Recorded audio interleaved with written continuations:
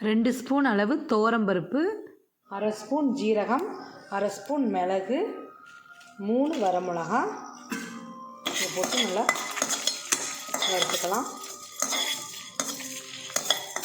ஏன்னா இது மிளகு சேர்க்குறதுனால கொஞ்சம் காரமாக இருக்கும், அதனால நான் 3 வரமிளகா சேர்த்துருக்கேன்.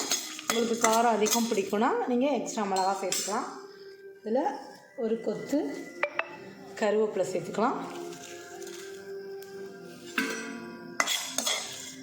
இதையும் நல்லா சேர்த்துட்டு அடுப்பை ஆஃப் பண்ணிடலாம். அடுப்பை ஆஃப் பண்ணிவிட்டு கட்டி பெருங்காயம் இருந்துச்சுன்னா நம்ம முன்னாடியே போட்டுக்கலாம். இது பவுடருங்கிறதுனால கருகிரும், அதுக்காண்டி அடுப்பை ஆஃப் பண்ணிவிட்டு பெருங்காயத்தூளை சேர்த்துக்கலாம்.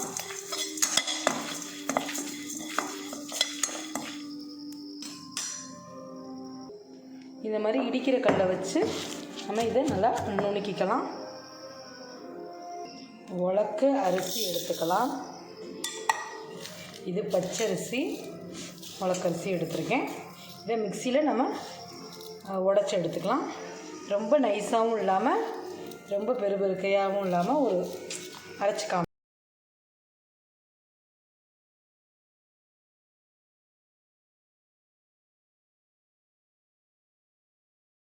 இந்த அளவுக்கு நுணுக்குனா போதுங்க. இது ரவை மாதிரி இருக்குது பாருங்கள். இந்த அளவுக்கு அரிசியை நல்லா நுணுக்கிக்கலாம். இப்போ அதே கடாயை அடுப்பில் வச்சுக்கலாம். இந்த பக்கம் இப்போ உலக்கு அரிசி எடுத்தனால 3 உலக்கு தண்ணி ஊற்றி கொதிக்க வச்சுருக்கேன். இதில் உப்பு மாவுக்கு அரிசி உப்புமாவுக்கு தேவையான உப்பை இதில் போட்டு இந்த தண்ணி நல்லா கொதிக்கட்டும். இந்த உப்புமா நான் தேங்காய் எண்ணெயில் தான் செய்ய போகிறேன். இது தேங்காய் எண்ணெயில் செஞ்சால் நல்லா டேஸ்ட்டாக இருக்கும். 3 ஸ்பூன் அளவு தேங்காய் எண்ணெய் ஊற்றிக்கலாம்.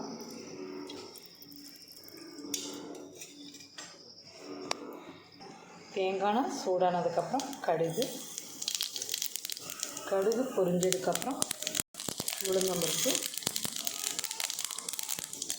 1 ஸ்பூன் அளவு கடலைப்பருப்பு, இது நல்லா வெடிக்கட்டும். நல்லா கடுகு உளுந்தெல்லாம் பொரிஞ்சிருச்சு. இப்போ கருவேப்பிலை, இப்போ நம்ம இந்த வறுத்து வச்ச அரைச்ச பொடியை போட்டுக்கலாம்.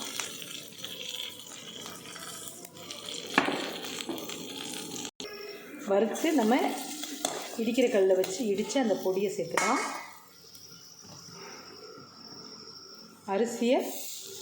அரிசி உடைச்சி வச்சுருந்தோம்னா அதையும் சேர்த்துக்கலாம். அந்த எண்ணெயிலே நல்லா இதையும் கொஞ்சம் 2 நிமிஷம் வறுத்துக்கோங்க.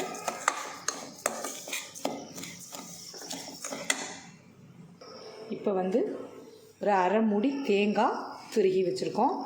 அந்த தேங்காயையும் இதோட சேர்த்துக்கலாம்.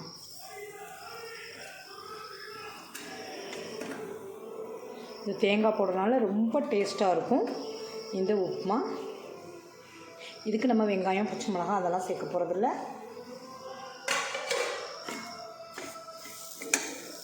இப்போ உப்பு போட்டு கொதிக்க வச்சுருந்தோம்ல இந்த தண்ணியை சேர்த்துக்கலாம்.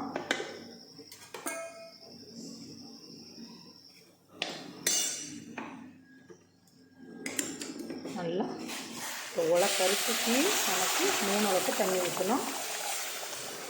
அதை ஊற்றி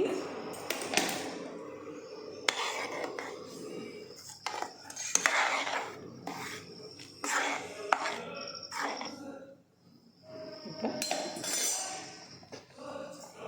ஏன்னா உப்பு எல்லாமே நம்ம தண்ணியிலே கொதிக்க வச்சிட்டனால இதை ஒரு 15 நிமிஷம் நம்ம மூடி போட்டு சிம்மில் வச்சிடலாம். அப்பப்போ பார்த்து மட்டும் கிளறி விடுங்க. சூப்பரான ஐயர் வீட்டு அரிசி உப்புமா ரொம்ப டேஸ்ட்டாக இருக்குங்க. நல்லா மழை பெஞ்சிட்ருக்கும் போதெல்லாம் இந்த மாதிரி உப்புமா செஞ்சு ஒரு சட்னி செஞ்சு சாப்பிட்டோம்னா சூப்பர் டேஸ்ட்டாக இருக்கும். ஒரு 10 நிமிஷம் கழித்து நம்ம திருப்பி கிண்டி பார்ப்போம் வெந்திருக்கான்னு. இதே குக்கர்லேயும் நம்ம வைக்கலாம். நான் இது நல்லா கிச்சன் இந்த மூடி இருக்கிறதுனால நான் இந்த மாதிரி அடியும் பாத்திரம் கனமான பாத்திரங்கிறனால இருப்பு சட்டிங்கிறனால இதில் நான் வச்சுருக்கேன். நீங்கள் குக்கர்லையும் தாளித்து விட்டு இந்த மாதிரி 10 நிமிஷம் சிம்மில் வச்சிங்கன்னா சூப்பராக வெந்துடும். சரி, நான் வெந்ததுக்கப்புறம் காமிக்கிறேன்.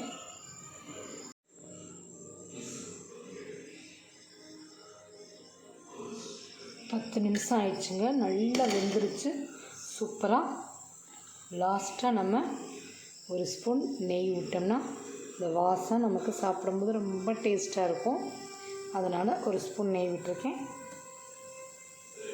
சூப்பரான அரிசி உப்புமா ரெடி ஆயிடுச்சு. இந்த உப்புமாவுக்கு தொட்டுக்கிறதுக்கு எதுவுமே தேவையில்லைங்க. ஏன்னா நம்ம மிளகு, சீரகம், வரமிளகாய் எல்லாம் போட்டிருக்கனால சூப்பராக இருக்கும். தொட்டுக்கிறதுக்கே தேவையில்லை.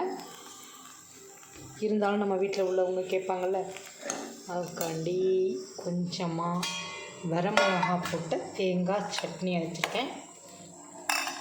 தேங்காய் சட்னியும் இன்றைக்கி நைட் நல்லா மழைக்கு அதுக்கும் சூடான அரிசி உப்புமா. நீங்களும் செஞ்சு பாருங்கள், ரொம்ப டேஸ்ட்டாக இருந்துச்சுங்க. சுட சுட எனக்கு எந்த உப்புமானாலுமே நாட்டு சர்க்கரை தொட்டு சாப்பிட்றதுக்கு ரொம்ப பிடிக்கும்.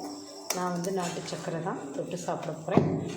எங்கள் வீட்டுக்காருக்கு சட்னி வச்சு கொடுக்க போகிறேன்.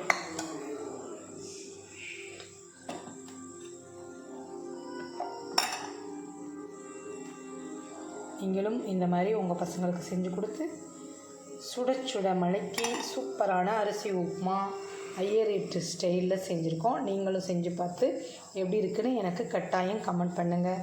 Thank you friends. இவ்வளோ நேரம் இந்த வீடியோவை பொறுமையாக பார்த்ததுக்கு ரொம்ப ரொம்ப நன்றி. சப்ஸ்கிரைப் பண்ண எல்லாருக்கும் ரொம்ப ரொம்ப நன்றி. தேங்க்யூ.